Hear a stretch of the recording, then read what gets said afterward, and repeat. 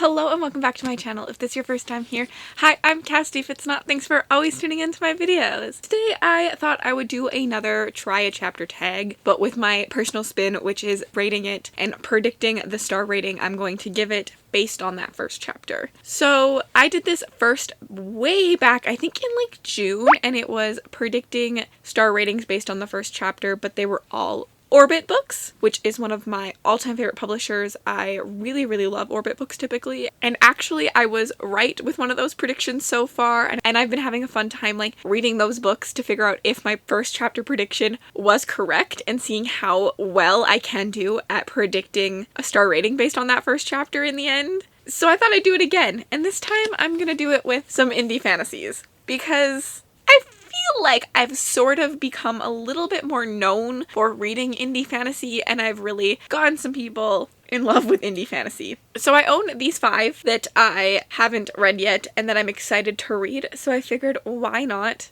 read their first chapters. So let's get right on into this video and start with the first one. I feel like to make this more fun, I'm going to predict based on what I think will have the highest rating to the lowest rating, just based on synopsis and cover and vibes. So we're going to start with Ascendant by Michael R. Miller. Give me a couple minutes while I go read this book for you guys.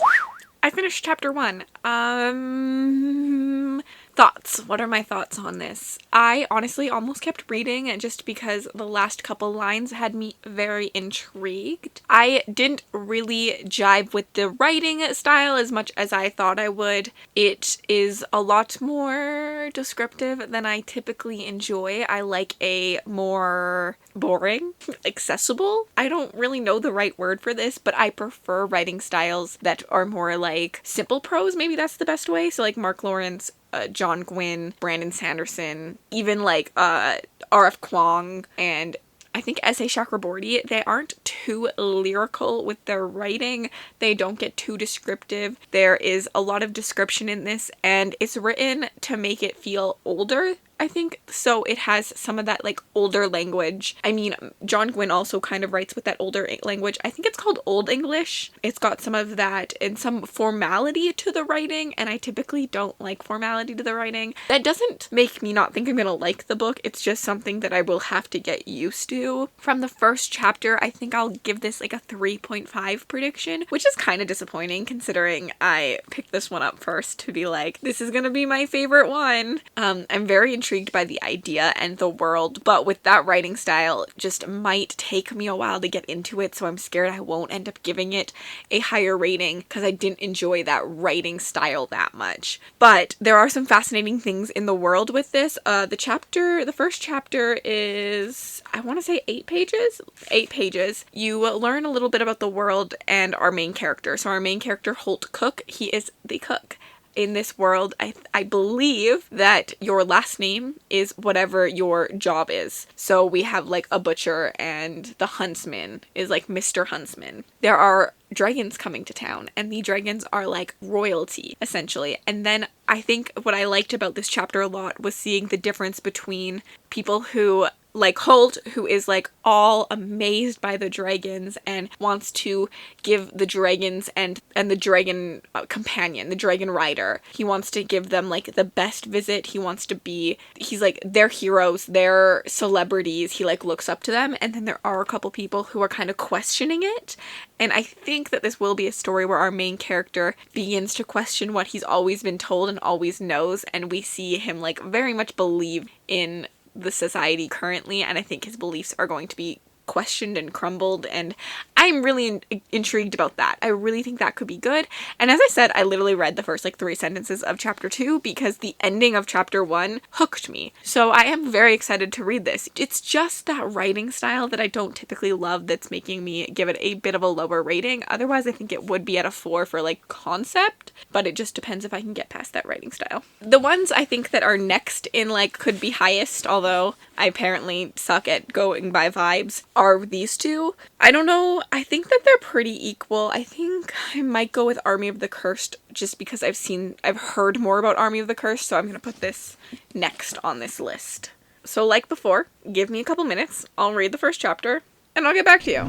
Okay, I finished the first chapter of Army of the Cursed. It is an 8-page prologue, and I love a prologue. I mean, people make fun of me for it, but I feel like when an author does a prologue, they have a easier time, especially in like high fantasy, getting you interested in the world, because it's typically more about the magic, the lore, and the world, and the history based on our actual characters. And so for someone like me that is interested in those things and not as much character driven, I love to see that background before I actually get attached to characters. So just that little prologue normally just gives me a little bit of insight of what's to come in this book, and it keeps me excited. So I think I'm giving this a 4-star prediction. I really enjoyed the world that was set up in this. I don't think the character that we follow is going to be a character in the book, but I'm obsessed with the world. Honestly, this could be like a 4.5. Like I'm unsure if it'll be a 5-star, but I think it will be a really high 4-star for me. I'm really intrigued by this. In this prologue, we're following our main character who is on like an army through the cursed desert. And I love a desert setting, so this was also kind of fun. And they're on this journey because the saints, essentially, the mages, these like royal savior mages, have told them that this is what they have to do because they need them to fight this war. But none of those mages are there. And we're following our protagonist as he realizes just like something is off. And we've seen a lot about like in this prologue, I think it's done really well seeing the difference between the armies and the clans, and you get like a little bit of backstory on like clan history and which clans are aligned and which ones aren't, and you get like, then you also get to see the rulers, which are those mages, and their impact on everyone else, because like what they say is law and all these people just like blindly follow it. I'm really excited about this one. I believe it's multi-charactered, and I think that could add a really interesting topic. I think with the I have no words. I'm just actually really excited to read this one. I liked our main character in the prologue. I liked the writing style. I think it was quite simple prose, which I really enjoyed, but it also gave me more like Middle Eastern inspiration type stuff. I mean, it's a desert setting, and most desert settings in fantasy I typically find are those Middle Eastern writers. I actually don't know where Karim Solomon is from, so let's Google. Karim Solomon was born in Egypt, so yes, I am correct about this. It will have that Middle Eastern. Honestly, I think this could be a 5-star prediction. I think I might give this 5 stars. I love Middle Eastern lore and mythology in books, and I do think this could be done really, really well. I enjoyed the lore we got. I saw the influence. I don't have anything to say.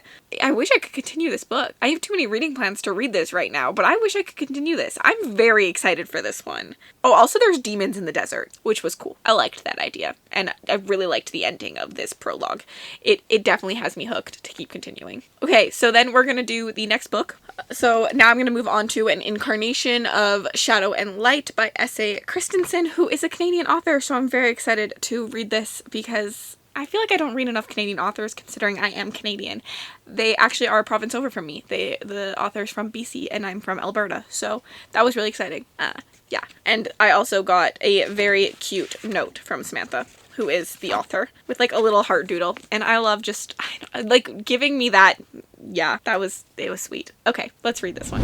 Okay, I read the first chapter of Incarnation of Shadow and Light. I think it's a 4-star prediction. I'm gonna say this again. I said this in the hall where I got it, but I feel like this book could be everything I wanted City of Dusk to be. But I do think that this one does actually, I think it's categorized as YA. If I believe correctly when the author sent the request to me to send it to me, because she sent it to me, that I do think that she did say it was YA. And I think I could have also enjoyed City of Dusk if it had leaned more into YA versus adult, but it bordered the line too much for me. I'm very, very excited for this one. I really enjoyed that first chapter. You learn so much about the magic system and the world in this first chapter. It is about 9 pages long, I think. It ends on page 17 and starts on page 7. So 10 pages long. And we follow our main character. There's also little drawings of the characters, who is an incarnate, and the magic system in this is really cool. An incarnate is a being that can use the magical ability. I believe, at least this person, can only use magic from sundown to sunup, so daytime they don't have magic, but when an incarnate dies, it just gets passed along to someone else. And there's no, like, reasoning for who it goes to. It can be an old person, it can be a young person, it could be someone on their deathbed, it could be someone, like a newborn baby. There's no reasoning, the magic just gets passed along, and incarnates are seen as like gods and they're worshipped. And in right now where the story is, it's the winter solstice, which is like a night and a party for the incarnates, and our main character is like hiding who he is and he's out trying to have some fun. I really enjoyed this. I thought it was a lot of fun, and I'm intrigued to see more because I believe all of the POVs are incarnates in here, and that they're seeking power to fulfill their own desires, and there's like a power struggle between them. So I'm excited to see all the other characters since I've only met one. And yeah, I think that this one could be really fun. It definitely had a way of attaching me to a character. The way I think YA books are just really good at typically is that like really believable character. And I think this one does it really well. I'm really excited to read this. A 4-star prediction. Next on the list is The Legend of Blackjack by A.R. Witham, which is also a YA, and I actually believe it's more sci-fi than fantasy, so it maybe shouldn't be in this list, but I'm gonna read it and see my thoughts. And the author, again, had sent it to me and sent me a little cute note, and he also signed it for me, which was really nice. So I really hope I love this, but as always, just because I was sent a review copy, it doesn't change my thoughts and feelings at all. So give me a couple minutes while I go read this. I finished The Legend of Blackjack's first chapter. I think I'm giving this a 3-star prediction based on that first chapter. Essentially, I feel like the first chapter just didn't really teach me that much about the book. I had to actually read the back again to figure out what was going to happen in this book. And we're supposed to go to like another world on his 14th birthday. He's kidnapped by a hideous monster to another sphere of existence, and he has to survive or be trapped. But I didn't get any of that from this first chapter. I was very intrigued by the book and I want to know where it's going, but I just feel like that wasn't a very strong first chapter in terms of like understanding what this book is about. I typically like a first chapter that's going to set up the story for me. I feel like this first chapter set up the character, so maybe if you're more character driven, that could have worked well for you. But for me, I want a first chapter that's setting up the stakes, setting up maybe some of the world, the magic system, anything like that. And I just feel like I didn't fully get that from this first chapter. It is a prologue, I believe. It's like a strange memory. Not necessarily a prologue. It was 10 pages long. And it was quite well written. I am intrigued. I am excited about where it's going, but I don't know, it didn't scream 5-star read to me at all because I have no idea where this is gonna go. I also want to say, for some reason, it gives me vibes of this movie I watched when I was little where they play a board game and they like get like, and they're in space, they get like sucked into space.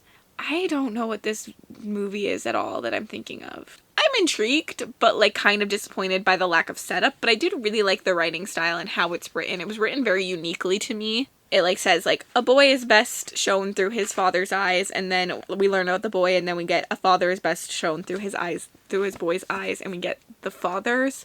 So it was written very well and interesting, but it just, I don't know, I just have no idea where this book is going. But I do think that our main character was really well written, and he is a younger boy, and I fully understood his character. I do think that the characters were well fleshed out in this, and I think that he also has like a really high IQ that's done really well. They're on like an archaeological dig, so there is some setting, and I just don't think the book is staying in this setting, so that's kind of a downfall for me. But yeah, let's read the last book. So the last book I'm going to read is Skallagrim in the Vales of Pogarna by Stephen R. Babb. Give me a couple minutes while I go read this one. Okay, I read the first chapter of Skallagrim, and honestly, I think this is a low 3 prediction for me. I do think that this book has already had a lot to work through for me because I do know it follows the amnesia type trope. I find Amnesia can work for me. I can actually really, really like it, but it's one of those things that has to be done well for me to enjoy it. And I have no idea if this book will do it well or not. You couldn't really tell from that first chapter, but it is something I think this book is going to have to overcome for me and prove to me it can do well. Because this book follows our protagonist who is about to die, and then, while he's dying, he sees like the love of his life being kidnapped, and he wants to go save this girl, but he's never met this girl. This was the first time he's laid eyes on her. I think the biggest issue with me for this was how briefly that scene is looked over. On the back of the book, it literally says, Skallagrim wakes up in the middle of a fight for his life with only vaguest idea of who he is. Facing an angry mob of murderous cutthroats, he watches helplessly while the love of his life is abducted before his eyes. Finally, with a crushing sense of despair, he realizes he's going to die without even knowing her name. But he doesn't die. And then there's more about how he's going to find the girl. And I actually had to go back, and I like kind of missed the part where the girl is like taken away. It's like literally a sentence. So for me, as I read this chapter, I kept thinking that the girl was a vision and that it was like a memory, especially with the amnesia and like the way it's written. It kind of was confusing. And I also was expecting there to be like it to come out with like this great battle scene at the beginning. This might have been my own expectations, just like kind of not working out in favor of this book, but I was expecting like a battle scene. But by the time the first chapter starts, he's already been knocked unconscious and he's like restrained by the mercenaries. And I was very confused with motives. I was confused with what was going on. I just don't think that this was a great start to the book. As always, I'm very excited to continue. I think I love a first chapter. I love a prologue, and I think that they can do so well at gripping you into a story and making you love a story from the beginning. But I do know that there are books that have struggled a little bit at the beginning, and I have absolutely adored by the end of it. So it's not that like giving this a low 3-star. Honestly, it's probably more like a 2.5 prediction based on that first chapter. Like just based on that first chapter, those 8 pages it has to woo me means I'm not gonna like this book. But that is the prediction I think I'm giving it. A very low 3-star just based on that first chapter. It just didn't sell me the way the other ones did. So there we have it. Those are my predictions based on the first chapter of 5 indie books that I currently own. I would love to do this again, so let me know if you like this video. I definitely will do it with other genres. I really enjoyed doing with Orbit, but I know that it can be hard to find indies, and so I think that doing it like this to showcase some indies cannot be a bad thing. Like, it has to be a good thing. I own more indies that I could do this for. I also have a lot of indies I want to read on my Kindle or KU, so there are a lot that I could read that way, but for now, there are the 5-star predictions for these 5 indies. At the start of the video, this was my prediction for the top to lowest rating. It went Ascendant, Army of the Cursed, and Incarnation, Legend of Blackjack, and Skallagrim. I would like to say that I am pretty spot on with this. The only difference is Ascendant went from 1st to 3rd, which like one book being completely out of place is pretty good. Like, obviously these are in different places too, but that's because they were bumped up, obviously. But I think that I predicted pretty good just on the blurbs, and I'm very excited to continue reading these. So, especially Army of the Cursed, I need to get to that soon. So thank you so much for joining me for this video. I have a really fun time doing these. I actually think that there will be another one coming to you soon. I might make it a month of doing things like this because I think it's fun and exciting and a great way to talk about books and kind of have an idea about what a book is about without having read a book. So don't be surprised if you see more of these on my channel coming soon. And if you made it all the way to the end of this video and you're not feeling chatty and you have nothing to chat about, you can just leave me an emoji. Leave me an ant emoji. I don't know why, but I literally just pictured like an ant crawling, and now we're getting an ant emoji. And if you'd like to connect with me on other platforms, my Bookstagram, my Book Twitter, my Goodreads, and my Patreon are all linked in the description bar below. Also, if you are an indie author, I am accepting copies for review, physical copies only. And I will say that at this time, I don't promise a review to come out in a certain period of time, but I can promise to showcase it on the channel in a haul, in a video like this, but I don't promise a review to be done in a certain time frame, but when I do read your book, I will review it. So I'm just putting out there for any indie authors who are interested. I predominantly read adult high fantasy, but every once in a while I've been known to pick up to agree to a YA review copy. Anyways, thank you so much for watching. Have yourselves an absolutely remarkable day.